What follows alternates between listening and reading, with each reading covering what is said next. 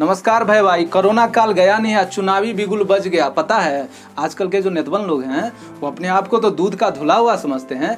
जानते हैं दूसरा नेता को चोर, बदमाश, बेईमान, बेवकूफ, पता नहीं अब क्या क्या कह रहे हैं। हमारे जो टीआरपी के जो दलाली करने वाले मीडिया वाला हैं वो भी तो आजकल नेतवा के मुँहे पर नजर डाल रहा है, बस मुँहे पर कि नेताजी बस थोड़ा सा गलती तो कर दे। नहीं कहते टंग स्लिप होना, वो टंग स्लिप तो हो जाए। फिर देखिए ना अगला दिन जो है खरनब गोस्वामी साहब 4 गो नेता को बुलाएंगे, सीधे डिबेट शुरू कर देंगे। सिंधु जी आप ये बताइए, नेताजी ने जो चू बोला ये क्या होता है? इसका मतलब हम जानना चाह रहे हैं आपसे। अब सिंधु जी बोलेंगे कि चू का मतलब तो बता सकता है, चू का मतलब चुनाव होता है, चू का मतलब चुनाव भी होता है। बिल्कुल आप मुद्दे से भटका रहे हैं, ये बिल्कुल नहीं है, ऐसा नहीं होगा। आप सिंधु जी उंगली करेंगे, हाँ जी बिल्कुल यहाँ पे नेताजी का मनसा ठीक नहीं था और उसे जो है अपना मर्यादित शब्दों का प्रयोग करना चाहिए। बिल्कुल चू का मतलब यहाँ पे नेताजी चुतिया बोलना चाह रहे थे। आप थर्ड नेता उंगली करेंगे, देखिए नहीं बिल्कुल नहीं, आप चू से अंदाजा नहीं लगा सकते हैं। अगर चुतिया कहते हैं तो इसका अंग्रेजी में मीनिंग भाई अंग्रेजी में नोटी होता है और नोटी का मतलब शरारती, तो क्या शरारती बच्चा भी होता है। चौथे नेताजी उंगली करेंगे, बिल्कुल नहीं, ये हम मानते हैं कि शरारती होता है, कमी ना होता है, कुत्ता का पिल्ला होता है। अब फिर से खत्म नहीं, बिल्कुल नहीं, आपने भी तो उससे भी बदतर ये चीज आपने क्यों लाया कुत्ता का पिल्ला?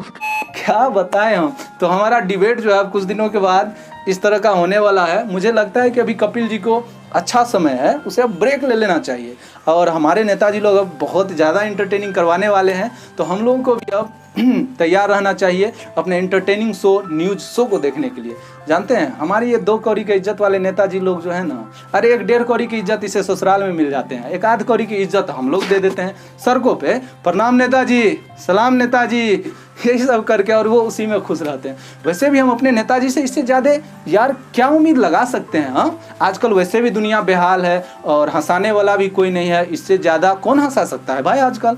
और बात रही हम लोग की नौकरी की, हम लोग की वैकेंसी की, हम लोग के रिजल्ट की, तो बेवकूफ़ है विद्यार्थी लोग। यार क्यों नारेबाजी करता है तुम? रिजल्ट आज नहीं तो अगले साल आएगा, 2 साल के बाद आएगा, 4 साल के बाद आएगा। चुनाव जरूरी है ना, नेताजी नहीं रहेंगे तो नौकरी कहाँ से?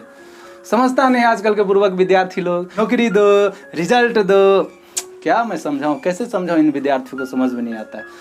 चुनाव बहुत जरूरी है, इसलिए चुनाव बिल्कुल अपने सही समय पर होना चाहिए, दुनिया जाए भाड़ में। क्या नेताजी हम आप ही से पूछ रहे हैं, बिल्कुल हम आप ही के पक्ष में बोल रहे हैं नेताजी। विद्यार्थी लोग बुर्बक है, समझता नहीं है। लेकिन एक बात बताएं नेताजी, अरे मेरा ग्रेजुएशन 2015 में क्लियर हुआ था, जानते हैं नौकरी नहीं था। नौकरी के चक्कर में हम उसी दिन से 6-6 घंटा 7-7 घंटा मेहनत कर रहे थे नेताजी। मेरा जो टारगेट था वो बीपीएससी या यूपीएससी था। हम तो सोचते थे कि उससे कम लेवल वाला नौकरी नहीं करेंगे। बहुत पढ़ते थे नेताजी, बहुत ज़्यादा पढ़ते थे, इतना पढ़ते थे ना, हम क्या बताएं आपको। ये जो देख रहे हैं ना बलवा उजला उजला, आई जो अब कम घना रह गया, अब घना है कहाँ ये बाल, देखिए ना, शादी होगा कि नहीं पता नहीं। जानते हैं इस सब पढ़ाई का नतीजा है नेताजी। बहुत पढ़ते थे, पढ़ते पढ़ते मेरा 4 साल कैसे गुजर गया हमको तो पता नहीं चला। जानते हैं नौकरी अभी तक कोनो हाथे नहीं लगा था। फिर हम अपने टारगेट को जो है थोड़ा सा भटकाए। जानते हैं एक वो सपना देखते थे कोनो नौकरी लग जाए और नौकरी का जो पहला सैलरी होगा ना, उसी सैलरी के बारे में हम खाली सोचते रहते थे। सच बताते हैं बड़ा अच्छा लगता था। जानते हैं इसके कारण हम पटना जंक्शन का कई बार चक्कर काट के आते थे महीना में। क्या बताएं, अरे उसके लिए नहीं, हनुमान जी का चक्कर काट के आते थे। 1 महीना में हम 10 बार प्रोमिस करते थे हनुमान जी से, हे हनुमान जी प्लीज मेरी बात को आप सुन लीजिए, अगर मेरा जॉब लगेगा ना तो सबसे पहला प्रसाद हम आप ही को चढ़ाएंगे। अरे बहुत मन्नत मांगते थे हनुमान जी से, क्या बताएं। अभी तक हमको लग रहा है कुल मिलाकर 200 बार हनुमान जी से हम कह चुके होंगे। जानते हैं टेम्पू पकड़ के जब आते थे गांधी मैदान तो वो जो बड़का बड़का मॉल देखते थे ना, Patna central mall, V2 mall, ओह क्या बताएं भाई बा, उनमें जो कपड़ा टंगल रहता था, सोचते थे खाली जॉब तो लग जाए एक बार। फिर जानते हैं क्या सोचते थे यहीं से साड़ी खरीद के अपने मम्मी को गिफ्ट करेंगे। ये जो कुर्ता पैजामा है वो अपने हम पापा को गिफ्ट करेंगे। हर रक्षाबंधन में जो हम अपनी बहन को दिलासा देते थे कि तेरे लिए वो ला देंगे, तेरे लिए वो ला देंगे, सबको बड़ा अरे अरमान होता। बस मन तो करता था नेताजी एगो नौकरी हो जाए, लेकिन अभी तक क्या होता है नेताजी, नहीं मिला है, कोई नौकरी नहीं मिला। कभी कभी जब छुट्टी होता था घर जाते थे ना तो घरों के गार्जियन सब धुतकार के निकाल देते थे। गाँव समाज वाला सही नहीं कहता था, क्या हुआ रे, क्या कर रहा है, कुछ और कर रहा है का। कैसे बताए नेताजी हम उन लोगों को, बहुत दुख होता है नेताजी सोच के, सही बता रहे हैं, बहुत दुख होता है। जानते हैं नेताजी एक तो समय ऐसा आ गया था ना कि पटना में आप तो जानबे करते हैं रहने का खर्चा कम से कम 5,000 रुपया है। मांगते थे ना 5,000, 2,000 आता था घर से, बड़ा समस्या है। सोचते थे ना एक समय ऐसा भी था कि सोचते थे ना ये पढ़ाई लिखाई छोड़ देते हैं, ना हो पाएगा हमसे यार, पैसे नहीं है तो कहाँ से पढ़ेंगे।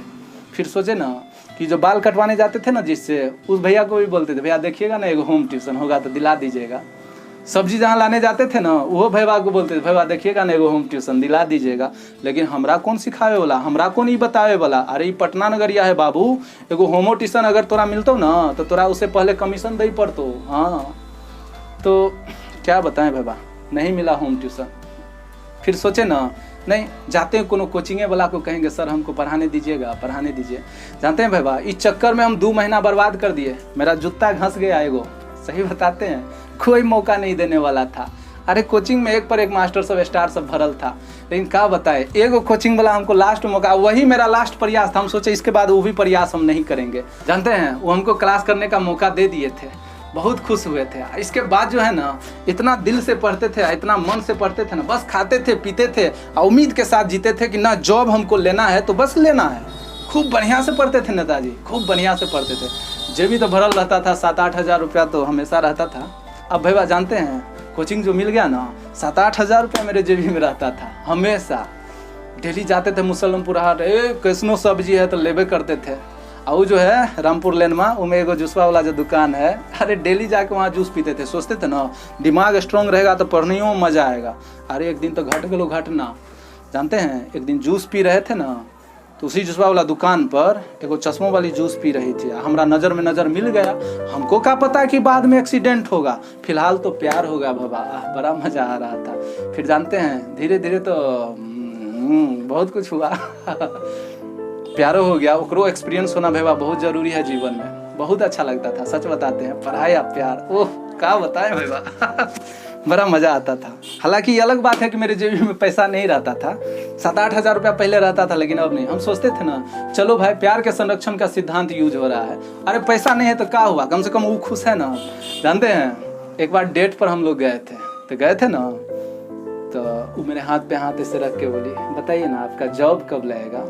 जॉब लग जाएगा भाई। नहीं बताइए ना आपका जॉब कब लगेगा। बोले भाई 2 साल में जॉब लग जाएगा। हम तो ऐसे बोले ना जैसे जॉब मेरे बाप का संपत्ति है और वो हमको मिल जाएगा। क्या करें भाई बा, जोश जुनून इतना था ना, पढ़ते ना थे खूब, तो बहुत ज़्यादा जोश जुनून था। सोचते थे कि हो जाएगा, लेकिन हम बताएं ना कि वो एक्सीडेंट हो गया। अरे एक्सीडेंट का होगा, ओकरा शादी हो गया ना, 2 साल पहले शादी हो गया। एगो जॉब मिल गया रहता ना, बोली थी कि जॉब हो जाएगा तब शादी करेंगे, लेकिन नहीं हुआ भैया, ओकरा जॉब हो गया। उस दिन तो हम बहुत रोए थे, बहुत ज़्यादा रोए थे। अभी तो हम बहुत खुश हैं, कम से कम ये सोच के ना भैया, अरे ओकरा से शादी हो गया रहता तभी हम कौन मुँह दिखाने लायक रहते बताइए ना। का ओकरा हम जवाब देते। वो जब पूछती कि आप तो बोले थे 2 साल में जॉब हो जाएगा, अभी तक क्या हुआ। क्या बताएं भैया, वो जॉब नहीं हुआ अभी तक नहीं। 3 साल एज बचल है। हालांकि हम लोग जो है ना बहुत उम्मीद के साथ हमेशा जीते हैं, अपना धैर्य को कभी नहीं खोते हैं। 3 साल बचा है ना, 3 साल में खूब ट्राई करेंगे। लेकिन एक बात बताए भैया, हम उम्मीद से काफ़ी टूट गए अपने आप से। अब मेरे अपने मेहनतों पर विश्वास नहीं है। सही बताते हैं, हमको लगता है ना कि अब नेताजी पर विश्वास करना पड़ेगा, नेताजी के भरोसे से जीना पड़ेगा।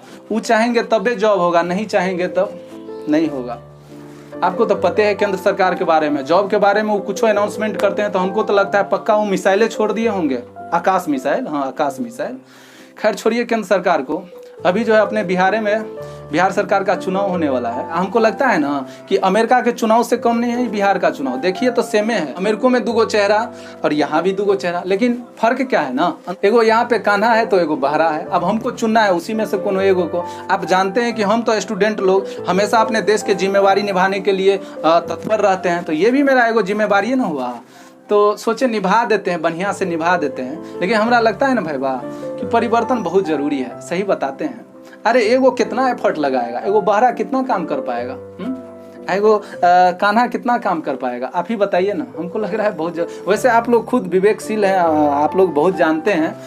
हमको बस यही कहना था कि बस जो ऐसा सरकार चुनिए जो हमारे भविष्य को देखे, हमारे बिहार के भविष्य को देखे, क्योंकि हम युवा को आजकल समझने वाला कोई नहीं है, नेतवो नहीं। तो हम यही चाहेंगे कि थोड़ा बढ़िया से अपने चुनाव का जो है प्रयोग कीजिएगा, वोट का चोट जरूर मारिएगा। जानते हैं भाई एगो हम लोगों में और खराबी क्या है, अरे हम लोग जो है ना अभी भी जात पात रंग भेद ये सब देखते हैं। ऐसा कुछ नहीं है भैया, सही बताते हैं। अरे जानते हैं, अरे घंटू यादव को पिंटू यादव नहीं देगा ना टिकट, तो घंटू यादव जो है पंकज पासवान में शामिल हो जाएंगे। हाँ बोल देते हैं, सही बोल रहे हैं। अरे वो तो हम लोगों को लड़ाया है जात पात रंग भेद में, वो लोग तो एक थाली में खाता है भाई बा। अरे हमसे पूछिए ना। और हाँ, हम लोग में एक और चीज़, हम लोग जो है ना अतीत का बात याद करके अपना वर्तमानों को एकदम खराब कर रहे होते हैं। लोग कहता है कि नेचर और सिग्नेचर कभी नहीं बदलता है इंसान को। हम कहते हैं भाई बा, जब यहाँ चोट लगता है ना तो सब नेचर उचर बदल जाता है, और सिग्नेचर तो आप सब बदल देते हैं, आप तो माहिर है इसमें। तो यही हमसे कहना था, समझे। आज जाते जाते और हम बात कहेंगे, आप तो देख रहे हैं हर जगह प्राइवेटाइजेशन हो रहा है, हर जगह आप देखिए ना कि संविदा पर सबको यार नियुक्त कर रहा है, संविदा पर। कितना सैलरी देता है पता है? 12 से 15 हज़ार रुपया। आप ही बताइए, अब 12-12 घंटा काम लेता है कि अरे ओकरो बीवी है भाई, बाल बच्चा, 12-15 हज़ार में क्या होगा भाई? हाँ, आप ही बताइए ना। पहले जो है ना चाइयो पिलाने वाला का नौकरी सरकारी नौकरी होता था, बड़ा बढ़िया से पेपर में आता था कि चपरासी का बच्चा बना इंजीनियर, चपरासी का बच्चा बना डीएम। बहुत अच्छा लगता था वो सब न्यूज़ पढ़ने में। अभी आप ही सोचिए ना, अरे जो 12-15 हज़ार कमा रहा है, एक को अपना बाल बच्चा को बढ़िया स्कूल में पढ़ा पाएगा? नहीं पढ़ा पाएगा। कैसे पढ़ा पाएगा? ठीक से अगर खाए तो 10 हज़ार कम पड़ जाता है भाई बा, समझे ना। यही सब स्थिति है बिहार का, अपने बिहार का। हम ही लोग इसको सुधार सकते हैं वोट के चोट से।